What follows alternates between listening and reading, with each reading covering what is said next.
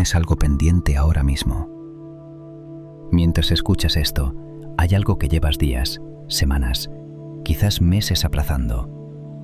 No porque no sepas hacerlo, no porque no tengas tiempo, sino porque cada vez que piensas en ello, algo dentro de ti se contrae. Un peso, una resistencia invisible que no tiene nombre, pero que pesa más que cualquier lista de tareas.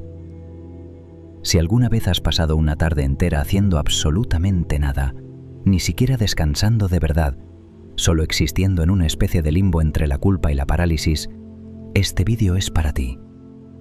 Hoy vamos a hablar de procrastinación, pero no de la que crees, no de agendas ni de técnicas de productividad. Vamos a hablar de por qué tu cerebro decide no actuar incluso cuando tú quieres hacerlo, de lo que realmente ocurre debajo de la pereza y de una verdad que puede cambiarte la perspectiva. La procrastinación no es un problema de gestión del tiempo, es un problema de gestión emocional. Y hay algo más, algo que conecta todo esto con una pregunta mucho más grande. ¿Por qué no solo postergas tareas? Hay personas que postergan su propia vida, y el mecanismo que lo explica es exactamente el mismo. El mito de la pereza. Hay una idea que necesitamos desmontar antes de avanzar. Es la idea de que la procrastinación es pereza, que quien posterga es alguien vago, indisciplinado, alguien que simplemente no quiere trabajar. Es mentira, y la ciencia lo ha demostrado una y otra vez. Piensa en esto. Una persona procrastinadora es capaz de pasarse la noche entera sin dormir, escribiendo un informe de 90 páginas, trabajando con una intensidad que la mayoría de la gente no alcanza ni en sus mejores días. Eso no es pereza. Eso es una explosión de energía concentrada en el último momento posible. La energía estaba ahí todo el tiempo. Lo que faltaba no era fuerza, era algo mucho más sutil. Si la procrastinación fuera pereza, no sentirías culpa. Alguien verdaderamente perezoso no sufre por no hacer las cosas. Simplemente no las hace y se queda tranquilo. Pero tú no estás tranquilo. Tú sabes que deberías estar haciendo algo. Lo piensas constantemente. Te reproches a ti mismo. Sientes esa presión sorda en el pecho que no se va ni cuando intentas distraerte. Eso no es pereza. Es conflicto interno. Y los conflictos internos no se resuelven con agendas de colores. La investigación en psicología ha identificado algo revelador. La procrastinación es, ante todo, un fallo de regulación emocional, no de gestión del tiempo. Cuando aplazas algo, no estás tomando una decisión racional sobre prioridades. Estás evitando una emoción. Puede ser aburrimiento, puede ser frustración, puede ser miedo al fracaso, puede ser la simple incomodidad de enfrentarte a algo que no sabes si serás capaz de hacer bien. Tu cerebro mira la tarea, pero no ve la tarea. Ve la emoción que la tarea provoca y decide, ahora no. ¿Te suena? Esa sensación de quedarte paralizado frente a la pantalla, sin distracciones, sin excusas, simplemente incapaz de empezar. No es que te falte motivación, es que hay algo dentro de ti que está diciendo, esto va a doler. Y tu cerebro, que lleva 200.000 años protegiéndote del dolor, te aparta del camino. Pero lo que tu cerebro no entiende es que el dolor de no hacerlo es siempre peor. Y ahí empieza el ciclo que atrapa a millones de personas. Lo que pasa dentro de tu cabeza. Para entender la procrastinación de verdad, hay que abrir el capó y mirar lo que pasa dentro del cerebro. Y lo que se encuentra ahí dentro es un campo de batalla entre dos sistemas que no siempre están de acuerdo. Por un lado, tienes el sistema límbico. Es la parte más antigua de tu cerebro, la que compartimos con prácticamente todos los mamíferos. Aquí viven el hambre, el deseo, el miedo, la recompensa inmediata. Este sistema no planifica, no piensa en el futuro, solo entiende el ahora. Y su lógica es brutalmente simple. Si algo es fácil y placentero, hazlo. Si algo es difícil o incómodo, evítalo. Guarda energía, sobrevive. Por otro lado, tienes la corteza prefrontal. Es la zona más evolucionada de tu cerebro, la que te permite planificar, razonar, resistir impulsos, imaginar consecuencias a largo plazo. Es la que te dice que deberías ponerte con ese proyecto ahora, que dentro de un mes te arrepentirás si no lo haces, que tu yo del futuro te lo agradecerá. Es, en esencia, la parte de ti que quiere ser mejor. Cuando todo funciona bien, la corteza prefrontal mantiene al sistema límbico bajo control. No lo anula, simplemente lo gestiona. Puedes sentir la tentación de abrir el teléfono, pero decides no hacerlo. Puedes sentir la resistencia de ponerte a trabajar, pero la atraviesas. Hay un equilibrio. Pero cuando procrastinas, ese equilibrio se rompe. Y la investigación ha encontrado algo muy específico sobre cómo ocurre. Hay dos regiones de la corteza prefrontal que juegan un papel clave, la ventromedial y la lateral. Lo que se ha observado en los cerebros de personas que procrastinan de forma crónica es un patrón característico. Una sobreactividad de la región ventromedial, la que evalúa las recompensas inmediatas, y una disminución en la actividad de la región lateral, la que debería frenar los impulsos y mantener el enfoque en objetivos a largo plazo. ¿Qué significa esto en la práctica? Significa que tu cerebro está amplificando el valor de lo inmediato, de lo fácil, de lo placentero, y al mismo tiempo reduciendo el volumen de la voz que te dice que hay algo más importante que hacer. No es que no sepas lo que deberías hacer, es que la señal que te lo dice llega demasiado débil. Y hay algo más. Estas mismas regiones están conectadas con la forma en que percibimos qué tan desagradable es una tarea. Y aquí está la trampa. Esa percepción no es objetiva. Es, en gran medida, una construcción de tu corteza prefrontal. Piénsalo un momento. ¿Cuántas veces has sentido que dedicar 15 minutos a una tarea era absolutamente insufrible, imposible de tolerar, pero luego, cuando se acercaba la fecha límite, has sido capaz de pasarte una noche entera haciéndola sin parar? La tarea no cambió. Lo que cambió fue cómo tu cerebro percibía esa tarea. Y eso cambia la forma de entender absolutamente todo. Porque si la dificultad percibida es algo que tu cerebro construye, entonces, hasta cierto punto, es algo que puedes influir. No con fuerza de voluntad bruta, sino entendiendo el mecanismo y aprendiendo a intervenir en él. Pero antes de llegar ahí, hay algo más que necesitas entender, porque la procrastinación no funciona igual cuando hay una fecha límite que cuando no la hay. Y la diferencia entre ambas es donde se esconde el verdadero peligro. El monstruo y el vacío. Cuando hay una fecha de entrega, la procrastinación tiene un techo. Puedes aplazar y aplazar, pero llega un momento en que el plazo está tan cerca que algo se dispara dentro de ti. Una alarma interna, un pico de ansiedad que, de repente, hace que moverse sea menos doloroso que quedarse quieto. Es lo que ocurre cuando te quedan 3 días para entregar un proyecto y de repente encuentras una capacidad de concentración que llevabas semanas sin ver. No es disciplina. No es que hayas decidido ser mejor persona. Es que tu cerebro activó el sistema de alarma porque percibió una consecuencia real, tangible, cercana. Fracasar públicamente, quedar mal, perder algo concreto. Y bajo esa presión, el equilibrio se invierte. De repente, la incomodidad de trabajar es menor que la incomodidad de no hacerlo. Y actúas. A veces con resultados mediocres. A veces, curiosamente, con resultados sorprendentes. Pero siempre con un coste emocional enorme. El problema es que este mecanismo funciona solo cuando hay plazos, cuando hay una consecuencia clara y cercana que dispara la alarma. Pero hay una enorme cantidad de cosas en la vida que no tienen plazo. Nadie te pone una fecha límite para empezar a cuidar tu salud. Nadie te envía un correo diciendo que tienes 3 semanas para empezar a perseguir ese proyecto que llevas años fantaseando. No hay una entrega formal para aprender a decir lo que sientes, para llamar a esa persona que echas de menos, para dejar esa relación que sabes que no funciona. No hay un examen final sobre si estás viviendo la vida que quieres. Y sin plazo, la alarma nunca suena. El mecanismo de emergencia que en los plazos cortos te salva, aquí no aparece. No tiene motivos para hacerlo. No hay una fecha roja en el calendario. No hay vergüenza pública. No hay suspense que te obligue a reaccionar. ¿Qué ocurre entonces? Que postergas indefinidamente. Un año se convierte en 2, 2 en 5, y un día te das cuenta de que llevas media vida siendo espectador de tu propia existencia. Y aquí es donde la procrastinación deja de ser una anécdota graciosa sobre noches de estudio y se convierte en algo mucho más serio.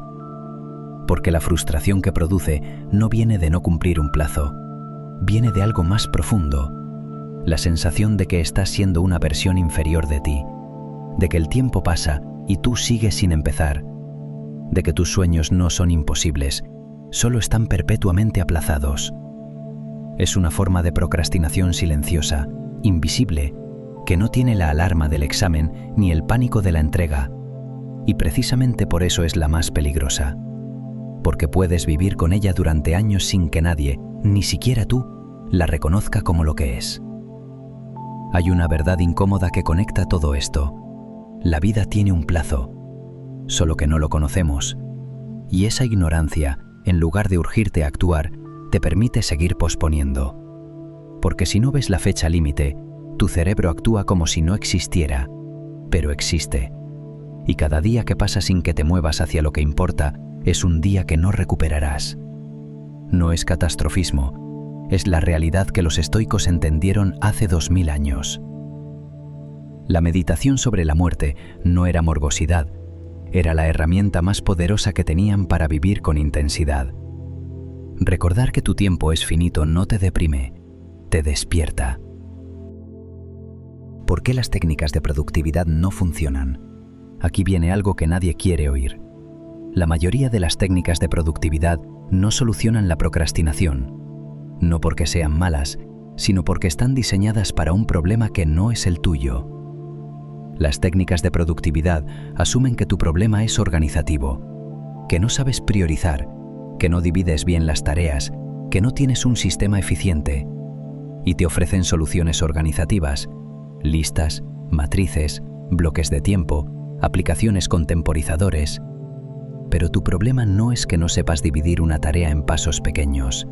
Tu problema es que cuando miras esos pasos, sientes una ola de resistencia emocional que te hace salir corriendo. Y no hay lista del mundo que pueda con eso. Es como intentar curar una migraña con gafas nuevas. Las gafas no están mal, pero no tratan lo que te duele. En un vídeo anterior hablamos de la regla de los 2 minutos. Cuando algo te da pereza, empieza con solo 2 minutos.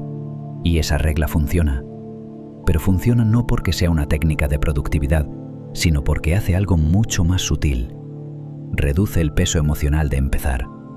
No estás organizando tu tiempo, estás gestionando tu resistencia. Le estás diciendo a tu cerebro, esto no va a doler tanto como crees, solo 2 minutos. Y una vez que tu cerebro verifica que no duele tanto, la barrera emocional se debilita y puedes seguir. Esa es la diferencia fundamental. Las herramientas que funcionan contra la procrastinación no organizan tu agenda, intervienen en tu estado emocional. Y hay investigación que lo confirma.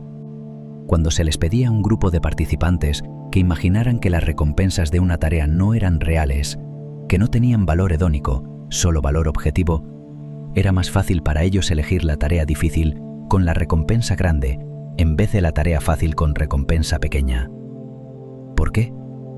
Porque al quitar el componente emocional de la ecuación, el cerebro dejaba de sabotearse y empezaba a calcular de forma racional. Esto sugiere algo poderoso. Cuando dejas de buscar placer inmediato y empiezas a ver el valor real de lo que persigues, la balanza se inclina. No necesitas más disciplina, necesitas menos ruido emocional. Herramientas que sí funcionan.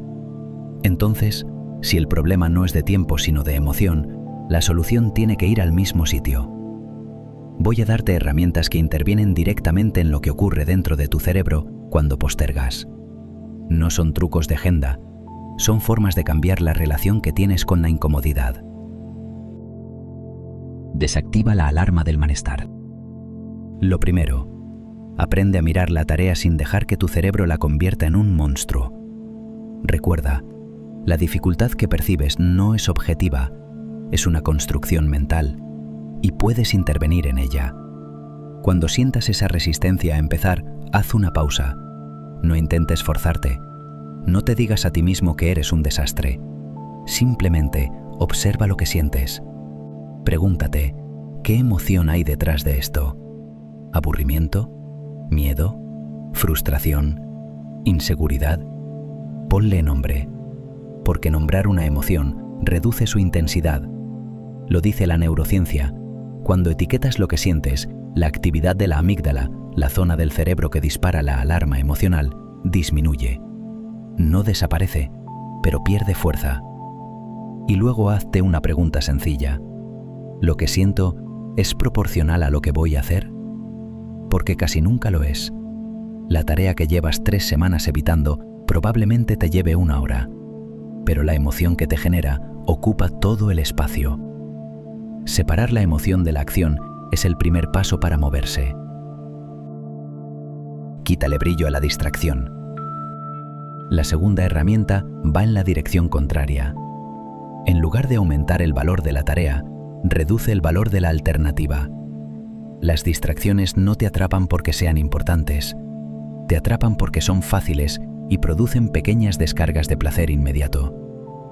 Abrir el teléfono, hacer una búsqueda absurda en Internet, reorganizar el escritorio por 4ª vez. Nada de eso importa realmente. Pero tu sistema límbico no evalúa la importancia, evalúa la facilidad y la recompensa inmediata. Así que haz algo deliberado. Antes de dejarte arrastrar por la distracción, mírala de frente. Dile, esto realmente no me importa. No me va a dar nada significativo. Es ruido. No le estás quitando valor a algo valioso. Le estás quitando el disfraz a algo que nunca lo tuvo. Y hay algo práctico que complementa esto. Elimina las distracciones antes de que lleguen. Si tienes que trabajar, pon el teléfono lejos, fuera de tu vista, fuera de tu alcance. Cierra las pestañas que no necesitas. Crea un espacio donde la única opción sea la tarea que tienes delante. No porque seas fuerte, sino porque reconoces que en ese momento no necesitas serlo. El entorno trabaja por ti. Construye el puente con tu yo del futuro. La tercera herramienta tiene que ver con algo que tu cerebro hace muy mal: conectar con tu yo del futuro. Hay estudios que muestran que cuando piensas en ti mismo dentro de 10 años, tu cerebro activa las mismas zonas que se activan cuando piensas en un desconocido. Literalmente, tu cerebro trata a tu yo futuro como si fuera otra persona. Y eso tiene consecuencias enormes. Porque si tu yo del futuro es un extraño, ¿por qué ibas a sacrificarte hoy por él? La procrastinación se alimenta de esa desconexión. Aplazas porque el coste lo pagará otro, alguien que no eres tú, alguien que ya se las arreglará. La herramienta es deliberada. Visualiza a tu yo del futuro con detalle, no como una idea abstracta, sino como una persona concreta. Imagina cómo se sentirá cuando llegue el momento y no hayas hecho lo que podías hacer hoy. Imagina su frustración, su cansancio, sus reproches. Y luego imagina lo contrario. ¿Cómo se sentirá si tú, hoy, decides dar un paso, aunque sea pequeño? No se trata de motivarte con culpa. Se trata de acortar la distancia emocional entre quién eres ahora y quién serás después. Porque cuando esa distancia se reduce, postergar deja de parecer gratis. Negocia, no luches. Y la cuarta herramienta, quizá la más contraintuitiva de todas, deja de pelear contra la procrastinación. Negocia con ella. La mayoría de la gente intenta combatir la resistencia con fuerza de voluntad. Y la fuerza de voluntad funciona, pero tiene un problema: se agota. Es un recurso limitado. Si la usas toda por la mañana para obligarte a empezar algo, por la tarde no te queda nada. Y vuelves al punto de partida. En lugar de eso, negocia. Dile a tu cerebro: no voy a hacer todo, solo voy a hacer esto, solo 5 minutos, solo el primer párrafo, solo abrir el documento y leer lo que escribí ayer. Eso no es rendirte, es inteligencia estratégica. Estás pasando por debajo del radar de tu resistencia emocional, porque la resistencia más grande siempre está al principio. Es el primer paso el que pesa toneladas. El segundo ya pesa menos. Y el tercero, muchas veces, ni lo notas. Tu cerebro necesita verificar que la tarea no duele tanto como anticipaba. Y esa verificación solo ocurre cuando empiezas, aunque sea un poco. Lo que de verdad estás postergando. Hay una pregunta que merece la pena hacerse con honestidad. Una pregunta que va más allá de la lista de tareas y de los plazos que se acercan. Y es esta: ¿qué estás postergando de verdad? Porque quizá no es solo el informe o la llamada que llevas días evitando. Quizá es algo mucho más grande. Quizá es ese proyecto que llevas años fantaseando pero nunca empiezas. Esa conversación que necesitas tener pero te da miedo. Ese cambio de rumbo que sabes que te haría bien pero te aterroriza. Esa decisión de empezar a vivir para ti y no solo para cumplir expectativas. La procrastinación de gran escala no se parece a la de los exámenes. No tiene la urgencia visible, el ruido, la adrenalina del último minuto. Es silenciosa. Se disfraza de paciencia, de prudencia, de esperar el momento adecuado. Pero el momento adecuado no existe. Nunca ha existido. Es una fantasía que tu cerebro inventa para justificar la inacción. Los estoicos tenían una práctica que hoy suena radical, pero que era profundamente liberadora. Memento mori. Recuerda que vas a morir. No como amenaza, como recordatorio. Como la única perspectiva que pone todo lo demás en su sitio. Porque cuando recuerdas que tu tiempo es finito, algo se reordena dentro de ti. Las distracciones pierden importancia, los miedos se hacen más pequeños, y esa tarea que llevabas meses aplazando, de repente no parece tan insufrible. Porque lo verdaderamente insufrible es llegar al final y descubrir que nunca empezaste. No hay ningún día especial para empezar. No hay una señal del universo que te diga que hoy es el día. Cualquier momento es el momento correcto. Y el único que tienes garantizado es este. Hay algo que quiero que te lleves cuando termine este vídeo. No es una técnica, no es un truco de productividad, es una idea. La procrastinación no te define. No eres una persona perezosa ni defectuosa. Eres una persona cuyo cerebro está intentando protegerla de una incomodidad que, en la mayoría de los casos, es mucho menor de lo que parece. Y ahora que sabes cómo funciona ese mecanismo, tienes algo que antes no tenías: la capacidad de verlo venir, de nombrarlo, de decidir conscientemente que la incomodidad de empezar es infinitamente más pequeña que la de no hacerlo nunca. No necesitas reorganizar tu vida, no necesitas un plan perfecto, no necesitas esperar a sentirte preparado, porque ese momento no llegará. Lo que sí puedes hacer es elegir una sola cosa, la más pequeña, la más cercana, y empezar ahora. No mañana, no el lunes, ahora. Porque cada persona que alguna vez dejó de postergar su vida empezó exactamente donde tú estás ahora, con un poco de incomodidad, un poco de miedo y una decisión de moverse de todas formas. Y mañana, cuéntame cómo fue. Si este vídeo te ha dado algo en lo que pensar, dale al botón de me gusta. Es la forma en que este contenido puede llegar a alguien que quizás lo necesita hoy. Suscríbete si quieres seguir explorando ideas sobre psicología, estoicismo y desarrollo personal, y activa la campanita para no perderte ningún vídeo. Si conoces a alguien que necesita escuchar esto, compártelo. A veces un mensaje llega en el momento justo. Nos vemos en el próximo vídeo.